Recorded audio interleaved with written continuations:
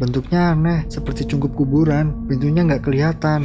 Belakangan, pemandangan dua cungkup baru itu lebih dimaknai sebagai firasat bahwa aku akan kehilangan kedua temanku. Assalamualaikum warahmatullahi wabarakatuh. Selamat malam teman-teman. Apa kabar? Semoga selalu diberi kesehatan. Kembali lagi di ARC Horror Story. Pada kesempatan kali ini, saya akan membacakan kisah yang dialami oleh Bapak Alex Purwo dan kedua temannya yaitu Iqbal Latif dan Gagah Pribadi saat mendaki Gunung Slamet via Bambangan, di mana Bapak Alex Purwo dan kedua temannya hilang selama 14 hari, yang berujung kepada kedua temannya yang sampai saat ini belum ditemukan. Seperti apa ceritanya? Langsung saja kita simak, dan pastikan jangan mendengarkan sendirian.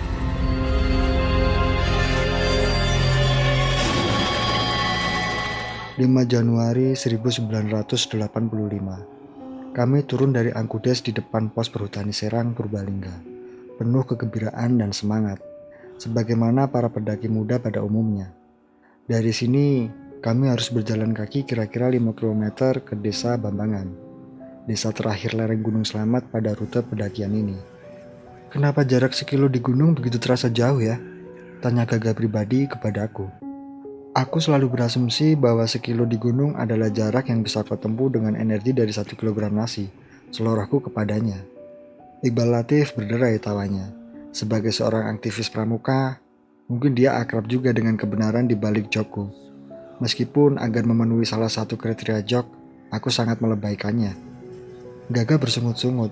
Entahlah, agaknya kurang happy dibanding saat kami menaklukkan Lawu berdua 2 minggu lalu. Ataukah kakinya jadi makin terasa berat mendengar leluconku. Hujan berlari turun menjemput kami, dan ini menghentikan pengembaraan pikiranku. Ayo lari, ajakku kepada mereka berdua. Ngapain harus buang-buang tenaga? Pakai jas hujanmu, kata Iqbal sambil mengeluarkan ponco dari raselnya. Gagah ikut membuka ranselnya untuk mencari jas hujannya. Males ah, jawabku. Lagi pula aku perlu membiarkan badanku beradaptasi dengan udara dingin. Aku berjalan lebih cepat, dalam upaya agar dinginnya air hujan tak menggigilkan tubuhku.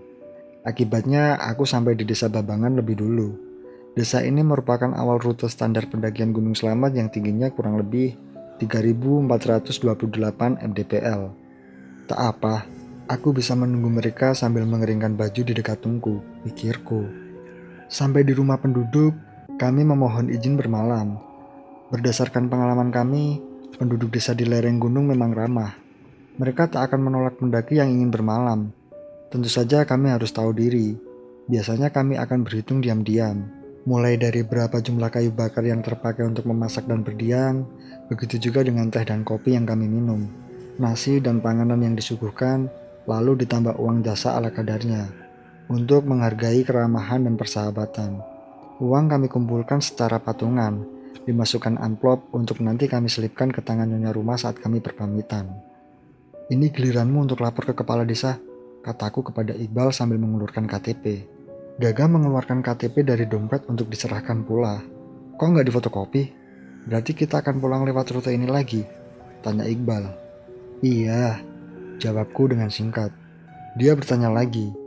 Biasanya kamu ingin turun gunung dengan rute berbeda? Kali ini nggak dulu lah. Ini pendakian kita yang pertama ke gunung ini. Kita belum mengenal medannya, jawabku saat itu. Bicara tentang pendakian gunung, ini adalah pendakianku yang ke-13. Bagi Iqbal, ini pendakian ke-8, dan bagi Gagah ke-4. Tapi untuk soal menyusuri hutan, Iqbal jauh lebih berpengalaman dibanding aku. Ia seorang pembina pramuka dan sering menjadi mentor untuk survival dan mencari jejak. Oke, adik kecil, ikut kakak ya, biar kamu juga belajar, ajak Iqbal kepada Gagah. Mereka melangkah keluar pintu. Segera malam bergerimis menelan tubuh mereka. Sorot 2 lampu senter mereka tak ubahnya 2 tongkat sinar yang berpendar dalam kabut. Aku menutup pintu demi mencegah ambisi udara dingin dari luar menerobos masuk, bersatu dengan udara yang sudah cukup dingin di dalam rumah, lalu bersekutu untuk menggigilkan tubuhku. Aku bergegas kembali ke dapur, bersama keluarga tuan rumah duduk melingkari tungku. Api adalah suguhan ternikmat di gunung. Apa kedua teman Anda itu kakak beradik? Tanya Nyonya Rumah sambil menambahkan beberapa kayu ke dalam tungku. Aku tergelak. Oh tidak bu, kami seumuran kok. Iqbal itu teman kuliah satu jurusan bu. Kalau diibaratkan SMA ya teman sekelas. Sedangkan si Gaga dari jurusan berbeda. Soal panggilan adik, tadi cuma redekan kok. Di antara kami bertiga dia yang paling minim pengalamannya di gunung. Jelasku kepada Nyonya Rumah. Kalian tampak rukun, itu bagus. Siapa yang paling berpengalaman di antara Anda dan Iqbal? Tanya tuan rumah sambil menghisap rokok Mbak Menyan yang kutawarkan. Sebelum saya mulai mendaki gunung, Iqbal ini sudah jadi pendaki. Selain mendaki, dia aktif di pramuka juga. Begitu mengenal mendaki gunung, saya ketagihan. Hingga hampir setiap malam minggu saya naik gunung. Kalau dari segi jumlah pendakian, saya lebih banyak. Tetapi bagi saya Iqbal jelas lebih berpengalaman. Jelasku kepada tuan rumah. Terdengar pintu depan terbuka. Lalu langkah-langkah kedua temanku. Ci, kami bertemu anak-anak UPL Onsut, kata Iqbal. Oh iya, soal panggilan Ji, itu kependekan dari Puji, yang merupakan nama asliku. Hanya teman sekelas di perkuliahan atau sahabat dekat yang memakainya. Keluarga dan teman dari masa yang lebih lama, dari kecil hingga SMA memanggilku Wiwin. Selebihnya semua teman memanggilku dengan sebutan Alek. Ini bukan nama baptis, melainkan nama ledekan antar pendaki. Akronim dari Allah atau Elek. Bila dijabarkan, nama itu berarti sudah perilakunya buruk, wajahnya jelek pula. Sedangkan UPL singkatan dari Unit Pandu Lingkungan. Nama unit kegiatan mahasiswa pecinta alam Onsut. Terus, sudah kau usulkan untuk naik bareng saja? Tanyaku. Sudah, mengingat kita tak mengenal medan, kuusulkan begitu, jawab Iqbal. Sekilas aku menangkap kekhawatiran di mata Gaga, tapi aku tak bertanya. Mereka sih menyarankan agar kita boyongan saja ke rumah kepala desa, agar bisa berangkat bersama jam 12 malam nanti. Tapi ku jawab, aku harus tanya pendapatmu, jawab Iqbal. Nggak bisa. Dari pengamatan visual tadi sore sambil jalan tadi saja, kupastikan perjalanan ke puncak akan membutuhkan waktu setidaknya 8 jam. Belum lagi fakta bahwa kalian berdua tampak tidak fit. Tahu berapa lama aku menunggu? Setengah jam, bayangkan. Berapa lama kita butuhkan untuk mencapai puncak dengan tubuh sempoyongan begitu? Ledekku saat itu. Iqbal hanya nyengir. Pramukawan satu ini hafal gaya bahasaku. Gaga tampak makin gelisah. Aku tak mau masih berada di hutan saat sunrise, titik. Kataku lagi. Ku gelandang tangan Iqbal menjauhi lingkaran tuan rumah. Boyongan meninggalkan tuan rumah untuk pindah ke rumah lain, meski pangkatnya lebih tinggi, juga bukan modelku. Belum lagi, di sana harus siapkan amplop lagi, kataku. Sebentar, kamu gak perlu setel kenceng gitu. Gini loh Ji, tadi kepala desa menanyakan, apa kita sudah lapor ke pos perhutani Serang, kata Iqbal. Terus jawabmu? Tanyaku. Ya aku jawab belum. Kamu kan tahu bahwa aku gak bisa bohong. Lagi pula, dari cara jalanmu yang tergesa, aku tahu kamu memang tak berniat lapor kan? Tanyanya. Kau juga tahu aku gak suka membayar birokrasi sekedar untuk menjadi dekat dengan alam.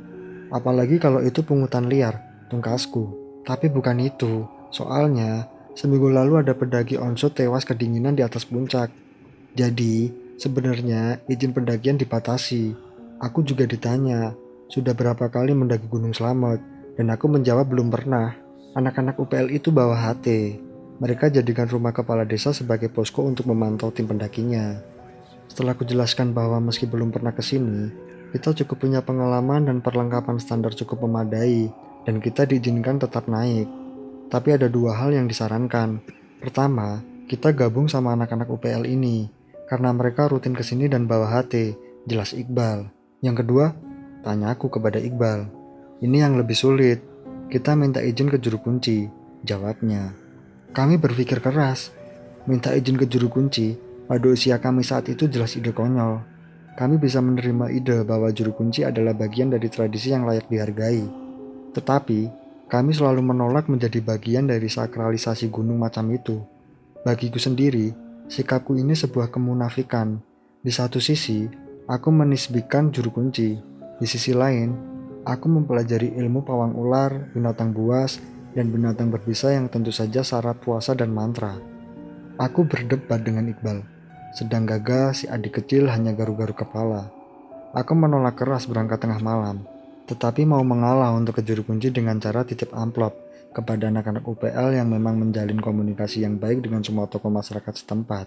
Sebaliknya, Iqbal ingin kami berangkat bersama para mahasiswa onsut, tetapi menolak keras ke juru kunci. Syirik katanya. Akhirnya kami putuskan untuk berangkat lebih awal dan tak perlu ke juru kunci. Iqbal memberitahu teman-teman UPL bahwa kami akan berangkat pelan-pelan karena kondisi kurang fit. Oke, paling kita nanti ketemu juga. Selamat jalan ya. Begitu jawab mereka seperti yang diceritakan Iqbal kemudian. Iqbal mengajakku sholat maghrib. Oh iya, tapi tunggu dulu. Ini akan membingungkan. Sebaiknya aku tarik dulu kisah ini agar background spiritualitasku lebih jelas. Baiklah, aku terlahir sebagai seorang Kristen. Aku begitu aktif dalam kegiatan keagamaan dan terobsesi menjadi pendeta. Karena ayah melarangku jadi pendeta, obsesi ini bergeser menjadi penginjil, atau setidaknya pengkhotbah. Di kampus IKIP Negeri Semarang waktu itu, aku juga salah satu motor penggerak acara ritual agama Kristen. Di tengah kegilaanku pada obsesi spiritualitas ini, tiba-tiba aku bermimpi. Kira-kira seminggu sebelum kami berangkat ke Gunung Slamet, aku bermimpi bahwa aku sedang berdiri di depan rumahku. Seorang pemuda yang tampan, rapi, dan sederhana lewat dan tersenyum padaku. Tampaknya dia pulang dari masjid. Ini tampak dari sarung, baju gamis, sajadah menggantung di atas pundak, dan kopiah hitam yang dikenakannya. Aku tak mengenalnya, tapi wajahnya begitu akrab. Ada semacam rasa damai yang menarikku agar mengikutinya. Saya kos di sini, katanya saat kami sampai di kos-kosannya. Sebuah kamar yang sederhana namun bersih. Tampak mungil dari luar, tapi ternyata luas saat aku memasukinya. Lelaki itu menggelar sajadah lalu sholat di atasnya. Aku tak mampu mencegah dorongan hati untuk mengikuti di belakangnya. Rasa damai yang luar biasa melingkupi seusai sholat ini. Damai dari jenis yang belum pernah kurasakan. Ada nuansa dingin dan teduh. Aku terbangun seketika. Di dalam hati aku berkata, mimpi apa pula aku ini? Pada saat itu, mimpi itu kutafsirkan tak lebih dari godaan setan semata. Aku menengok jam 12 malam. Waktu para setan muncul dan menggoda manusia, pikirku. Aku kembali tidur, tetapi mimpi itu berulang lagi hingga 3 kali. Terakhir aku terbangun jam 3 pagi dan tak bisa tidur lagi. Otakku berkecamuk dan gelisah. Hari-hari berikutnya, aku mengalami apa yang kusebut lubang hitam di dalam hati. Kegelisahan yang bertahun kemudian kuekspresikan dalam sebuah pertunjukan teater dengan judul yang sama. Dalam pertunjukan itu, panggung hanya terdiri dari sebatang bambu melintang setinggi kurang lebih 3 meter. Pada bambu itu terpasang puluhan lingkaran kawat berduri. Pemain hanya mengenakan celana pendek, harus memanjat dan meniti bambu itu sambil jongkok berkali-kali dengan mata tertutup. Bawa Kajangan dan Om Hani Rocky sebagai pemain sangat berisiko untuk terrobek kulitnya atau terpeleset jatuh dan patah kakinya. Ups, malah jadi maju mundur alur ceritanya. Jadi, hari-hari setelah mimpi, aku merasa bagai tersedot sebuah lubang hitam dalam diri sendiri. Aku dihinggapi kerinduan untuk merasakan damai seperti dalam mimpi. Tapi logikaku berkata bahwa bila aku berani pindah agama, maka akan hancurlah hidupku. Perlu diketahui, biaya hidup dan kuliahku saat itu disongkong paman-pamanku yang beragama Kristen dan beasiswa yang kudapat dari gereja. Tapi kerinduan terhadap rasa damai itu begitu kuat, dan mimpi itu begitu membekas. Bahkan, dari mimpi itu aku bisa tahu urutan gerakan sholat. Setelah mencoba bertahan terhadap godaan setan untuk sholat ini beberapa hari, aku tak tahan. Dorongan untuk sholat begitu kuat. Kuputuskan aku akan masuk Islam, apapun resikonya. Maka, aku berkemas dari gerobokan. Saat itu sedang libur kuliah, aku berangkat ke Semarang. Kenapa ke Semarang? Aku ke rumah Iqbal. Kenapa Iqbal? Iqbal Latif, bila kau melihatnya sekilas, akan tampak sebagai seorang freak di kalangan mahasiswa. Lengkap dengan pakaian lusuh, buku-buku tebal, kacamata minus yang tebal pula, dan sepeda motor butut yang kujuluki si jago mogok. Tapi cobalah mengobrol dengannya. 180 derajat kesan itu pasti berbalik. Dia cerdas, memahami banyak persoalan, menghargai orang lain, pemurah, toleran. Dari sisi karakter, jelas kami tak cocok. Aku ini egois, tak terlalu menghargai orang, dan sangat tidak toleran, terutama bila sudah di gunung. Kupikir segala kebaikan terkumpul padanya, segala keburukan terkumpul padaku. dan aku tak peduli. Belum lagi soal hobi. Dia sangat intens dengan kegiatan pramuka yang sejak kecil ku benci. Singkat cerita, sesekali aku menengoknya saat jadi panitia Idul Kurban. Pasti disempatkannya membawakan sebungkus daging kurban, lumayan bagi mahasiswa kos-kosan. Aku mencoba mengingat, apakah niatku menengoknya jadi panitia itu setulus saat dia menontonku berteater, atau jangan-jangan demi sebungkus daging gratisan. Jujur, aku tak mampu mengingat. Nah, anggap saja aku punya pamrih. Itulah sedikit cerita tentang sahabatku, yang akhirnya aku pilih jadi orang yang mengislamkanku. Tentu saja dia terhenyak mendengar niatku. Kau sudah gila. Kau akan kehilangan bantuan dari para saudaramu, dan juga beasiswa gerejamu akan dicabut. Apa tidak sebaiknya kamu pikirkan dulu? Tanyanya kepadaku. Aku sudah memikirkannya, tapi keinginan untuk sholat sudah tak bisa kubendung lagi. Begini sajalah, ajari aku sholat dulu, baru nanti kita lanjutkan bicara. Desakku saat itu. Maka jadilah aku pemeluk Islam sejak hari itu. Dan karena kami semua Islam, Iqbal mengajak kami sholat. Iqbal menuntunku sejak mengucap niat wudhu, dan semua doa disusun Iqbal dalam bahasa Indonesia. Ini darurat, tetapi kau punya kewajiban menghafal doa Arabnya. Sepulang dari pendakian ini, aku berniat mengajakmu menemui beberapa kiai, kata Iqbal kepadaku. Kembali lagi ke cerita pendakian. Usai makan malam, kami sholat isya, menata ulang isi ransel, mengecek lampu baterai berikut bolam-bolam cadangan.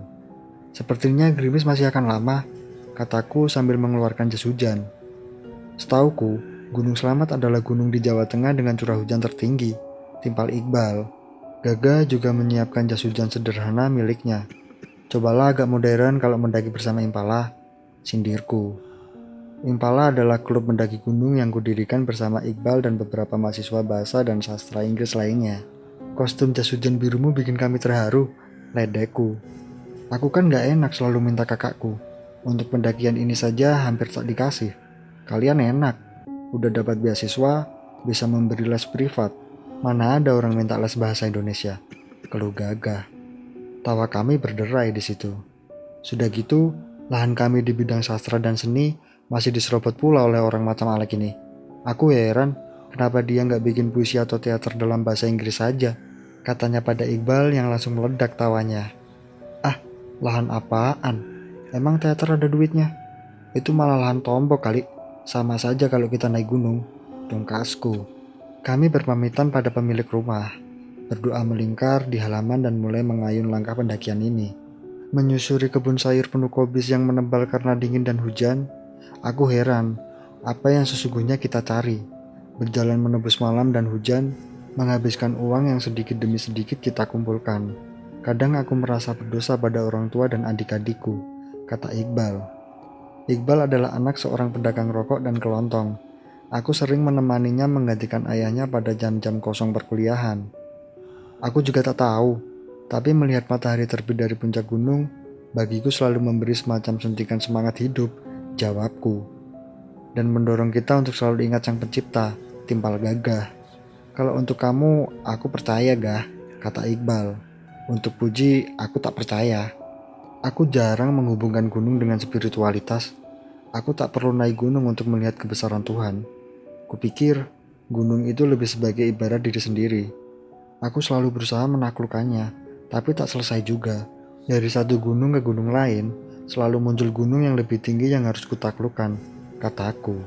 Hujan pun mereda. Kami melipat jas hujan dan memasukkannya ke dalam ransel. Kau tahu, aku sudah menduga jawabanmu. Sekaligus, jawaban itulah yang aku takutkan, kata Iqbal agak hati-hati. Maksudmu? Tanya aku.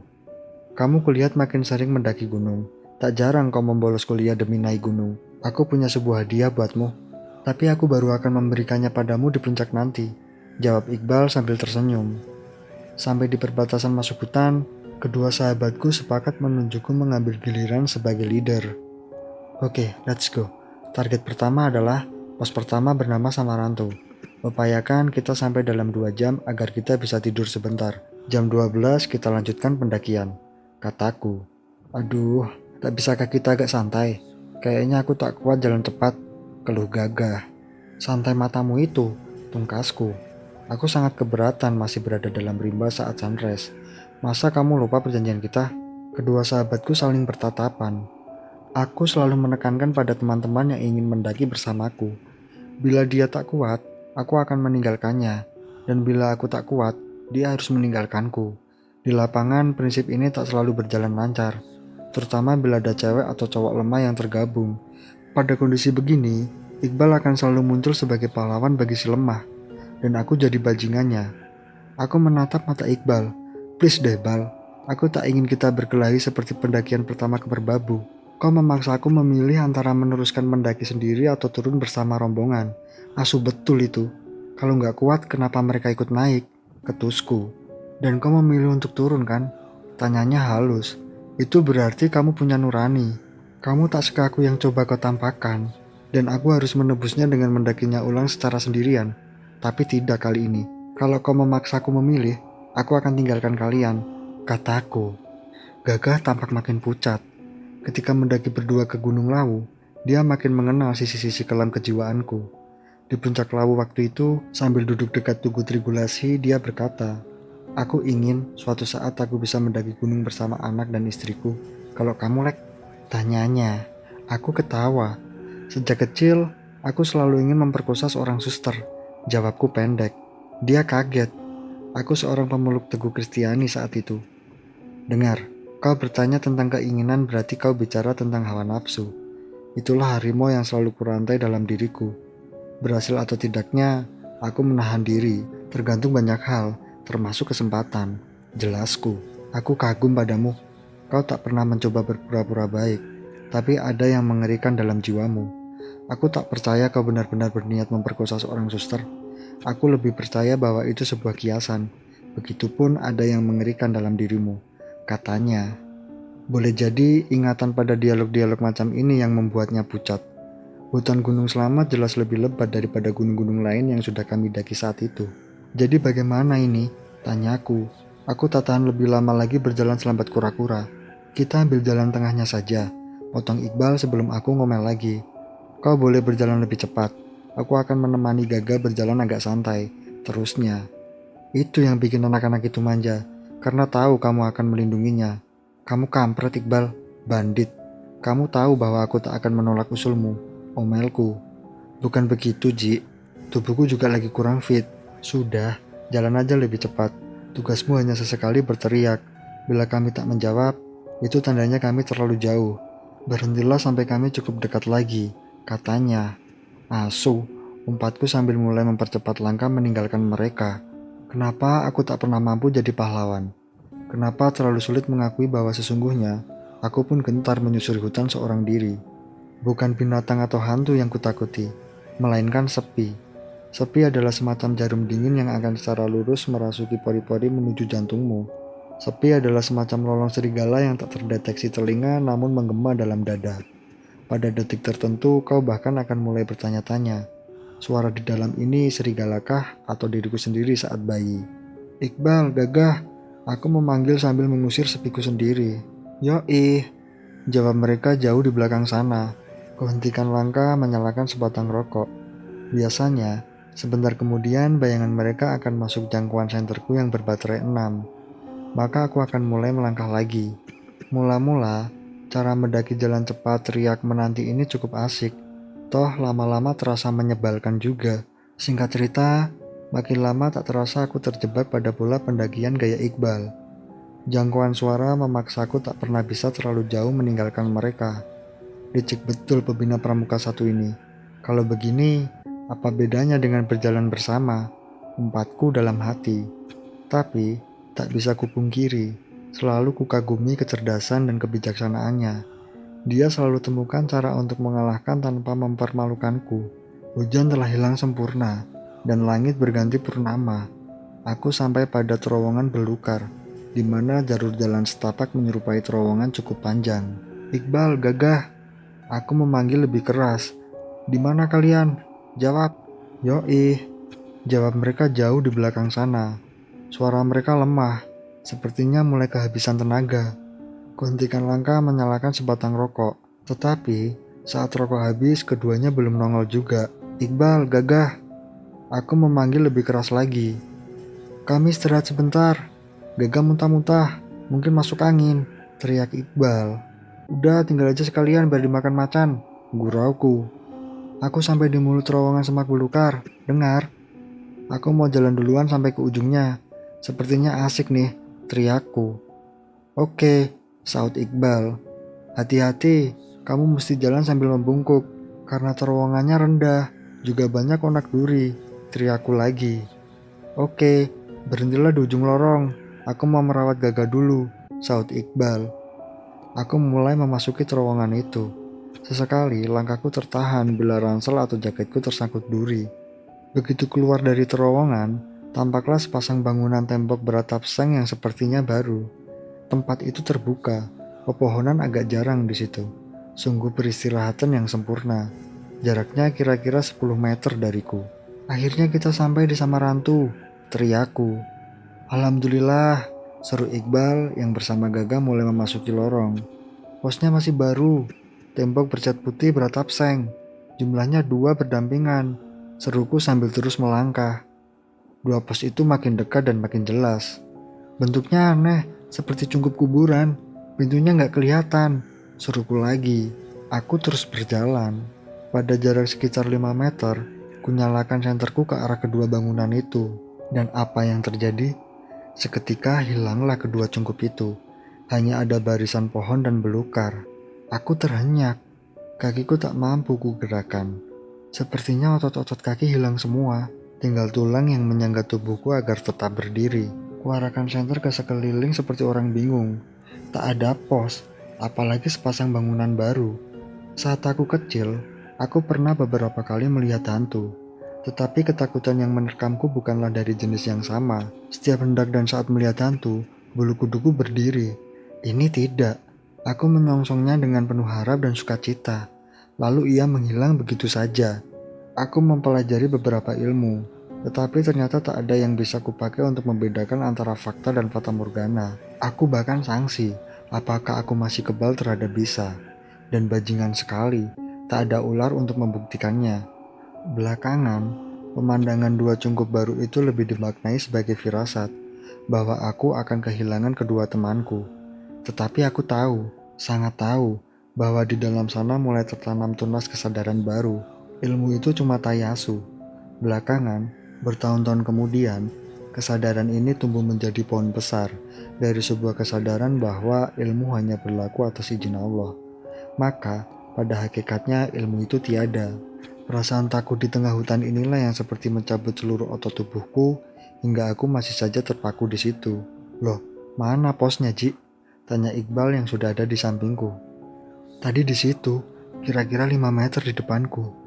Jawabku lemah dengan agak gemetar. Mungkin halusinasi, kata Iqbal.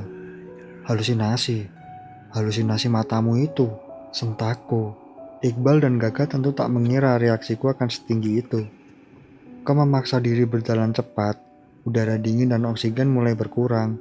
Jelas Iqbal dengan sabarnya. Aku jadi merasa bersalah.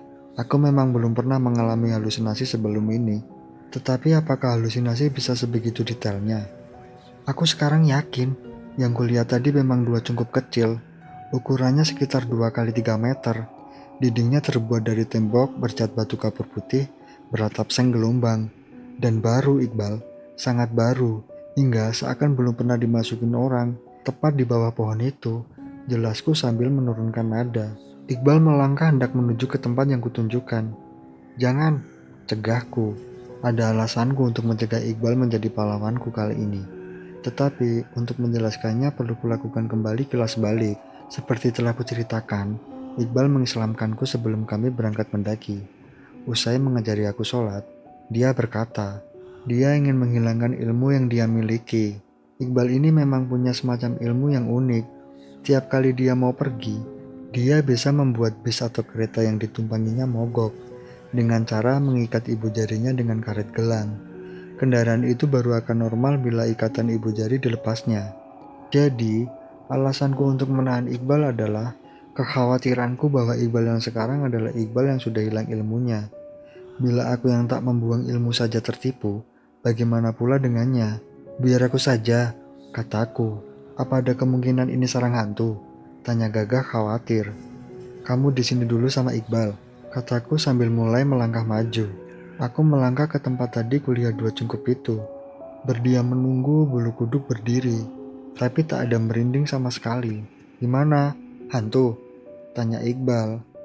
Rasanya bukan, jawabku. Kalau gitu mari teruskan perjalanan. Kita akan beristirahat di Samarantu, kata Iqbal. Enggak, aku nggak bisa pergi sebelum bisa menemukan apa yang kulihat tadi, jawabku. Terus maumu? Tanya Iqbal. Aku harus tidur di sini, di tempat di mana seharusnya dua cungkup tadi ada. 1 atau 2 jam kukira cukup, kataku sambil mulai menatap ponco buat berbaring. Aduh Alek, gimana sih kamu? Masa malah mau tidur di tempat angker? Kata Gagah. Biarkan Puji menghilangkan syoknya. Tiap orang punya self feeling yang berbeda, kata Iqbal sambil mengajak Gagah tidur agak jauh dariku. Sekarang jam 12, berarti jam 2 kita jalan lagi ya? Tanya Iqbal. Oke, tapi ganti kamu leadernya. Aku menyedihkan, kataku. Di situ aku memakan bekalku, minum secukupnya, lalu kuatur nafas dan memaksa diri untuk tidur. Ada fakta menarik tentang tidur di gunung saat udara dingin dan oksigen kurang. Kau tak akan sepenuhnya tertidur, hanya tidur ayam, dan itu artinya kau sehat. Bila kau mampu tidur pulas, percayalah, kau akan kesulitan untuk bangun. Dalam kondisi tidur ayam itu, aku mendengar langkah beberapa pendaki UPL yang menyalip kami. Permisi, kami duluan ya, sapa dari salah satu pendaki UPL. Silahkan, katanya berangkat jam 12. Kok sudah sampai sini? Kata Iqbal. Kami ajukan mas, cuaca kurang mendukung. Paling sampai puncak kami langsung turun, jawab anak UPL lainnya. Samarantu masih jauh? Tanya Gagah. Ini sudah wilayah Samarantu. Posnya ada di depan, jawab leader mereka. Aku mulai membuka mata melirik ke arah mereka. Ku tengok arloji sekedar memastikan jam biologisku masih bekerja. Sederhana saja. Bila jam biologis ini masih normal, berarti syokku sudah hilang. Bila ternyata jam psikologis ini belum, aku tak akan ambil resiko mengejar sunrise di puncak. Jam menunjukkan jam 2 kurang 2 menit. Kami melanjutkan perjalanan. Aku menyesuaikan dengan kecepatan kedua temanku. Kulihat, meski belum cukup tidur, langkah mereka tampak lebih kokoh dan tangkas. Dan benarlah, sekitar 100 meter dari tempat kami beristirahat, sampailah kami di pos Samarantu, sebuah balai-balai kecil dari bambu di atapi anyaman rumbia bertiang potongan dahan, dan ada sebilah papan bertuliskan Samarantu. Anak-anak UPL ada di situ. Beberapa tidur, beberapa lainnya mengelilingi api unggun kecil. Singkat cerita, kami melanjutkan perjalanan, dan kami sampai ke pos berikutnya, yaitu pos Samyang Rangka. Iqbal bercerita tentang para pendaki MT Everest yang kehilangan jari tangan dan kakinya akibat hipotermia, sambil terus melanjutkan perjalanan. Tak terasa, kami sampai di pos berikutnya, yaitu pos Samyang Katebonan. Topik masih sama, dan aku masih tak terasa. Iqbal bercerita bahwa embun pagi yang terbentuk di ujung-ujung daun Edelweiss sangat berpotensi jadi pemicu hipotermia. Singkat cerita, setelah melewati pos Batur, aku dan teman-temanku sampai ke pos berikutnya, yaitu pos Samyang Jampang. Di situ dadaku perih dan nafas mulai tersengal. Di situ, semua nama binatang yang ku ketahui meluncur dari mulutku. Kami terus berjalan. Setelah melewati pos Samyang Kendit, akhirnya kami sampai Pelawangan. Di situ kami berhenti dan menunaikan sholat bersama. Maaf teman-teman, saat ini saya mulai menitikan air mata. Karena sebentar lagi saya harus memulai menceritakan salah satu bagian paling traumatis dalam hidup saya. Bagian di mana kelak sebuah trauma terbukti bisa merubah cinta menjadi kebencian. Hal pertama yang pasti akan dilakukan Iqbal setelah sholat subuh adalah memetik beberapa kuntum bunga Edelweiss. Lalu terbitlah matahari, menguapkan embun dari permukaan hamparan batu di depan kami dan pucuk-pucuk hutan di belakang kami. Cuaca cukup cerah. Jangan tertipu, cuaca di puncak gunung tak pernah bisa diramal, kataku pada Gagah. Kita akan mulai pendakian yang sebenarnya. Di depan itu, medan batuan lepas dan licin sehabis hujan. Jadi berhati-hatilah, pesan Iqbal menambahkan. Bagi kalangan pendaki, memang salah satu tugas senior adalah membimbing junior dengan selalu memberinya informasi. Dengan perlahan kami mendaki. Kami pun sampai di puncak. Puncak Gunung Selamat berupa kawah raksasa seluas kurang lebih 20 hektar. Penuh batu belerang raksasa, di tempat tertentu uap belerang mengepul ke udara, melarutkan jarum-jarum racun belerang ke dalam oksigen yang tak terlalu banyak jumlahnya. Oke, buka ransel dan kumpulkan sisa perbekalan. Sebentar lagi kita turun, kataku sambil menahan dingin. Udara makin beku. Pantas Hartoyo meninggal karena hipotermia. Aku belum pernah merasa sedingin ini, kata Gagah. Teruslah menggerakkan anggota badan, kataku sambil membagi ransum. Makanan ini tak cukup, jadi kalian harus berhemat. Masing-masing kita berhak atas 3 butir kentang rebus dan 4 lembar roti tawar. Kataku sambil tak habis pikir bagaimana kedua kawanku itu nyaris habis bekalnya. Gagah menundukkan kepala. Maaf, aku yang menghabiskan makananku dan punya Iqbal kemarin, sesal Gagah. Gak apa-apa, kamu kan sakit, hibur Iqbal. Kenapa dipikirin? Selama pendaki mau makan makanan apapun yang bisa dimakan, tak mungkin mati kelaparan di hutan. Ini waktunya kami ajari survival. Ya kan Bal? Daun, buah, batang tanaman hutan banyak yang bisa dimakan, tambah Iqbal. Wajah Gagah tampak khawatir. Rasanya? Tanyanya. Ada yang manis kok, tapi kebanyakan pahit, getir atau malah tak berasa, sahutku. Kami pun mulai makan. Jangan dibayangkan ini bagai makan french fries sambil ongkang-ongkangan melihat pemandangan. Tingkat kebekuan udara mencapai taraf di mana bila mulut menganga maka tak bisa mengatup, dan bila mengatup tak bisa menganga. Kami harus berdiri sambil jalan di tempat, agar tubuh tetap hangat, sedang kedua tangan membantu rahang mengunyah makanan. Cepat habiskan, kita harus mengurangi ketinggian. Frostbite mulai mengancam, kataku. Frostbite adalah keadaan hipotermia lanjutan di mana suhu yang dingin mulai membekukan otot, saraf, bahkan darah. Iya, mari turun ke Pelawangan dan segera masuk hutan. Setidaknya kita bisa berusaha membuat api unggun, kata Iqbal. Kami pun bergegas turun, tetapi terlambat. Kabut tebal mulai naik. Sebentar, kataku. Pandangan kita tertutup, dan kita tak mungkin mencapai Pelawangan, kataku. Berarti kita naik lagi saja untuk menunggu kabut reda, kata Gagah. Aku memandang Iqbal berharap dia yang menjelaskan situasi kami pada Gagah. Untung Iqbal paham maksudku. Begini, fakta yang harus dipegang adalah bahwa seminggu yang lalu ada seorang pendaki tewas di atas sana karena kedinginan. Ditambah, kita melihat seorang pendaki kena kram perut di Samarantu. Dibanding suhu di sini, Samarantu bagaikan surga pantai musim panas. Kita sudah mencicipi saat makan di atas tadi. Tubuh kita jadi kaku. Artinya, cuaca ini cukup ekstrim untuk membunuh kita dalam beberapa jam. Jelas Iqbal. Gagah tetap terdiam. Yang terakhir, kita takkan pernah tahu kapan kabut ini mereda. Timpalku. Oke, kita voting saja. Kamu bagaimana, Ji? Tanya Iqbal. Turun. Aku tak mau mati konyol. Jawabku. Gagah? Tanya Iqbal. Naik lagi ke puncak saja. Kita menunggu bantuan atau kabut cerdas sambil berdoa. Jawab Gagah. Aduh, berdoa matamu itu. Kau bagaimana, Bal? Tanyaku. Ini pilihan sulit. Tapi dihitung matematis tetap lebih baik turun, jawabnya. Kami pun melanjutkan turun. Tapi kabut makin tebal. Angin menerjang dengan suara meraung-raung. Iqbal yang kacamata minus tebalnya tak lagi membantu penglihatannya, itu jatuh tergelincir batu. Dengan kedua telapak tangan, Iqbal menahan laju tubuhnya ke bawah. Akhirnya laju tubuhnya berhenti. Dia berdiri, membuka kaos tangan kulitnya dan memeriksa kedua telapak tangannya. Batu-batu karang mencapai kaos tangan hingga tembus ke telapak tangan. Telapak tangannya yang memutih tersayat memanjang di beberapa tempat, seperti dicakar harimau. Tak setetes darah pun keluar, hanya luka dalam yang panjang dan menganga. Kabut makin tebal. Senter besarku bagai menabrak dinding putih 2 meter di depanku. Jarak pandang cuma 2 meter. Aku menyuruh Iqbal di belakangku dan memegang bahuku. Begitu juga aku menyuruh Gagah untuk di belakang Iqbal dan memegang bahunya Iqbal. Dengan cara inilah kami akhirnya mencapai batas vegetasi. Tidak dengan gembira, melainkan dengan seksama, karena nyawa taruhannya. Seperti dugaan, kami tak mencapai Pelawangan. Kami bahkan kehilangan orientasi. Kira-kira beberapa derajat sudut kami melenceng dari Pelawangan. Di batas vegetasi ini kami bertiga termangu. Bagaimana ini, Ji? Tanya Iqbal. Setidaknya di sini kita punya potensi untuk melawan kelaparan dan cuaca ekstrim, kataku. Jadi, kita menunggu di sini, tanya Iqbal. Kalau menurutmu, pancingku sambil tersenyum.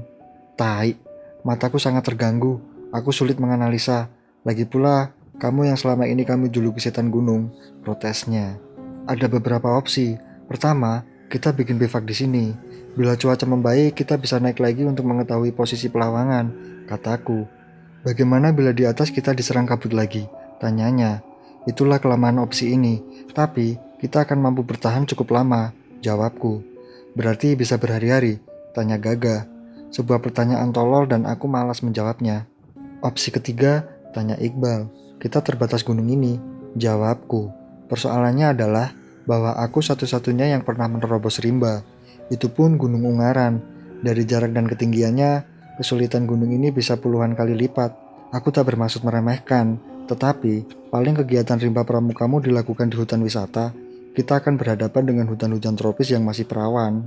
Ada yang harus kukatakan dengan jujur. Sesungguhnya, saat menyampaikan opsi-opsi ini, aku sudah memutuskan untuk mengalahkan gunung ini. Akan kuterabas engkau, meski aku tak membawa parang dan survival kit. Begitu pikirku. Sebuah ketololan dan kesombongan yang kelak akan kusesali seumur hidupku. Aku beri waktu 2 menit untuk berpikir. Waktu berjalan terus. Kata aku, tunggu Ci, aku harus menyampaikan hadiah yang kujanjikan buatmu. Di puncak tadi, situasi tak memungkinkan, kata Iqbal, sambil menyodorkan guntingan artikel berbahasa Inggris lengkap dengan fotonya. Dengan baterai di genggaman yang menggigil oleh dinginnya udara, sekilas kubaca artikel itu. Tentang seorang pendaki Filipina yang buntung kedua kakinya karena frostbite, tetapi dia terus mendaki dengan kaki palsunya. Bajingan kue bal, ini kau maksudkan untuk menyinggungku atau justru menghinaku? Tanyaku sambil tergelak. Iqbal menatap mataku. Bibirnya sudah membiru. Terserah pemikiranmu saja, tapi aku serius ingin bertanya. Seperti inikah yang kamu tuju? Dengar, temanmu yang lain tak berani mengingatkanmu karena temperamenmu, tapi ku ambil resiko itu. Kamu mulai tergila-gila pada gunung. Bolos kuliah demi naik gunung. Kamu mahasiswa dengan beasiswa prestasi akademik. Apakah semua akan kau korbankan demi cintamu yang membabi buta pada gunung? Suara Iqbal timbul tenggelam dalam angin yang menderu. Asu, kamu asu, kataku. Gunung tak pernah pergi, sedang waktu terus berlari, Ji. Kata Iqbal lagi. Bangsat, bajingan, serapahku. Terserah, setidaknya sebagai sahabat aku sudah mengingatkan. Sekarang, apa yang harus kami lakukan? Tanyanya. Ya voting. Kau gimana, Gah? Tanyaku pada Gagah. Balik ke puncak saja yuk, jawabnya. Kau? Tanyaku ke Iqbal. Kita cari dulu pelawangan, jawabnya. Aku setuju kamu. Berarti Gagah kalah suara lagi. Oke, menurutku, kita tadi melenceng ke kanan. Kataku. Menurutku ke kiri, sanggah Iqbal. Baik, begini caranya. Gagah menyusuri batas vegetasi ke kiri, Iqbal ke kanan. Kalian berjalan secepatnya 15 menit. Lalu balik 15 menit. Total waktu berarti setengah jam. Kataku. Aku menunggu laporan kalian di sini. Inilah keputusan fatalku yang pertama. Seharusnya aku mempercayai intuisiku sendiri, yang di kemudian hari ternyata benar, bahwa kami terlalu serong ke kanan. Bila saja aku bijak saat itu, atau tidak secara diam-diam berharap menerobos hutan, aku menyuruh saja Gaga untuk menunggu di situ. Seharusnya lah aku menyusur ke kiri untuk membuktikan intuisiku. Iqbal ke kanan untuk membuktikan intuisinya. Tetapi sudah kubilang bukan. Aku cuma seorang keparat. Tetapi setiap keparat punya kebaikannya juga. Begitupun aku. Sambil menunggu mereka, kukumpulkan buah matang dan pucuk-pucuk daun manis rejo. Setengah jam kemudian datanglah keduanya. Ketemu, tanyaku. Bagiku ini jelas pertanyaan tolol, karena aku tahu jawabannya, tapi tidak bagi mereka. Mereka menggeleng. Aku mengajak mereka berdiri merapat sambil berangkulan, mempersilahkan Iqbal memakan daun dan buah yang kukumpulkan, karena dia cukup terbiasa. Gagah mencoba, dan langsung meludahkannya. Aku memakan semua yang tersisa. Kabut masih mengungkung juga. Mari kita lihat situasi ini secara sederhana. Kita ini pada situasi kalah sekarang. Bagiku, kita cuma bisa memilih cara mati saja. Naik ke puncak, kita diancam kelaparan dan hipotermia. Terlebih dari itu, pada dasarnya kita cuma berharap pada bantuan.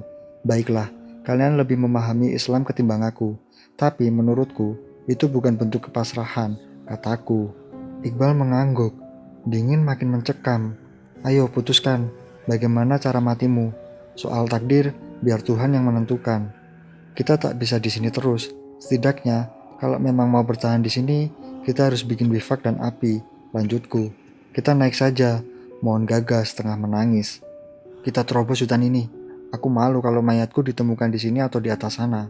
Putus Iqbal. Nah, Terpaksa kau kalah lagi adik kecil. Sudah pasti aku memilih terabas. Karena itulah keahlianku. Aku memang tak begitu yakin kali ini. Aku biasa menerobos hutan sendirian. Lagi pula, gunung ini begitu besar. Aku merasa kita bagai 3 tikus kecil hendak melawan Goliat. Tapi aku lebih suka dikenang sebagai pendaki yang hilang ketimbang pendaki yang mayatnya ditemukan, kataku. Tahukah kamu, apa yang paling bajingan darimu? Kata Gagah. Apa? Tanya aku. Kau tetap sombong dalam situasi seperti ini, lanjut Gagah. Justru pada Tuhanlah kita paling harus menegakkan harga diri, jawabku.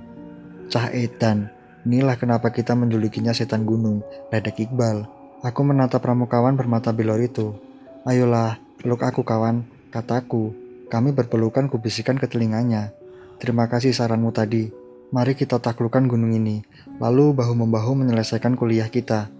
Jadi, kau mau hidupkan lagi kelompok belajar kita yang morat-marit karena kau tinggal minggat ke gunung terus? Tanyanya. Why not? Sahutku. Sebuah petualangan menuju ajal pun kami mulai. Jauh di dalam hati, kami tahu bahwa kemungkinan selamat sangatlah kecil. Karena kami harus melintasi sejak medan bebatuan, perdu, rimba belantara, hingga mencapai desa apapun yang kami temukan. Tanpa pisau, tanpa kompas, tanpa tali, tanpa alat komunikasi. Dan hanya tubuh-tubuh ringkih yang hanya punya nyali. Hari telah sore. Sepanjang hari aku hanya makan pucuk-pucuk daun. Iqbal sesekali mengikuti. Kita istirahat di sini, kataku sambil memberikan sisa kentang dan roti tawarku pada mereka berdua.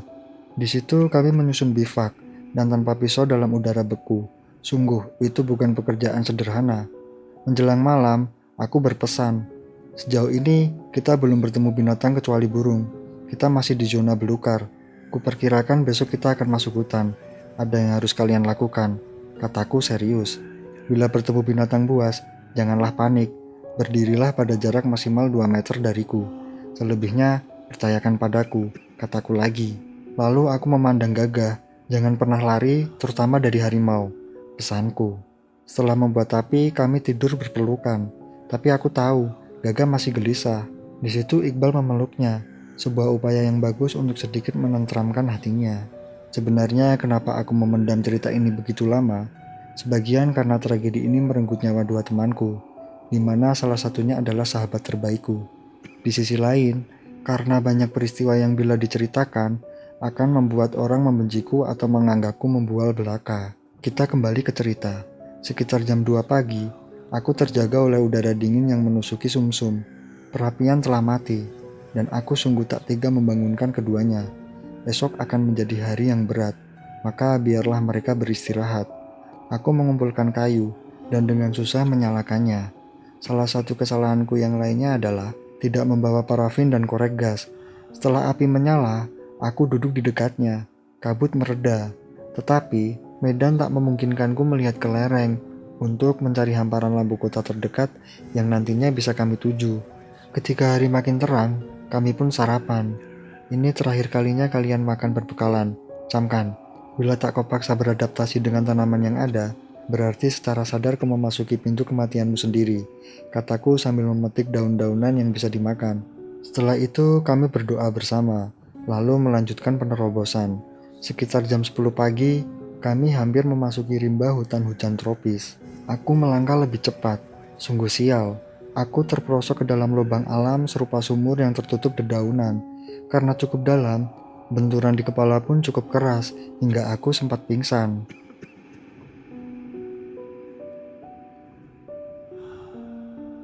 Itu dia teman-teman, pengalaman yang dialami oleh Bapak Alex Purwo dan kedua temannya saat mendaki di Gunung Slamet. Eits, tapi ini belum selesai geng. Jadi, pantengin terus channel ARC Horror Story untuk mendengarkan kelanjutan ceritanya. Terima kasih buat teman-teman yang sudah mampir ke channel ARC Horror Story. Jika kalian suka dengan ceritanya, silakan like, share, dan komentar. Jangan lupa juga subscribe sebagai bentuk dukungan kalian di channel ini. Dan jangan lupa klik tombol loncengnya agar teman-teman gak ketinggalan cerita-cerita horor selanjutnya. Sampai jumpa di episode selanjutnya. Assalamualaikum warahmatullahi wabarakatuh.